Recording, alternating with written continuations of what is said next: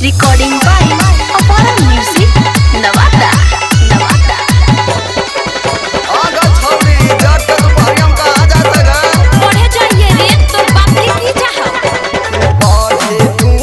गेली के छौरी जेठ के दुपहरिया में गे जेठ के दुपहरिया में मालेल को मास्टरवा तोरा स्कूल के भीतरिया में चुम्मा लेल को मास्टरवा तोरा क्लास के भीतरिया में पढ़े तू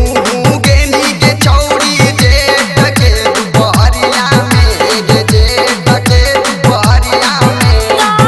मालेल को मास्टरवा तोरा स्कूल के भीतरिया में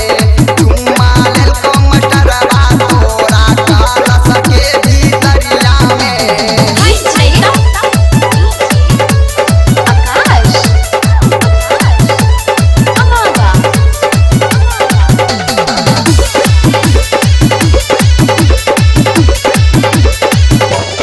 घर से निकलनी के गोरकी लगाई के किली के बड़िया में हाँ लगाई के किली के बड़िया में मालेल को मास्टरवा तोरा स्कूल के भीतरिया में चुम्मा लेल को मास्टरवा तोरा क्लास के भीतरिया में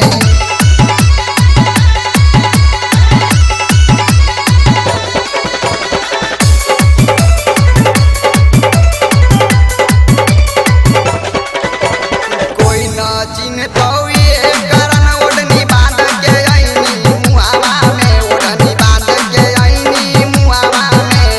मालेल को मास्टरवा तोरा स्कूल के भीतरिया में चुम्मा लेल को मास्टरवा तोरा क्लास के भीतरिया में डीजे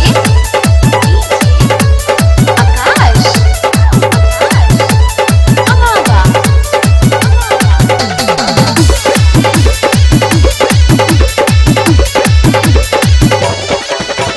गायक विकास बेदर्दी देखल कौ नीतीश देखल कौ कोचिंगवा में या कलेसा देखल कौ कोचिंगवा में मालेल कौ मास्टरवा तोरा स्कूल के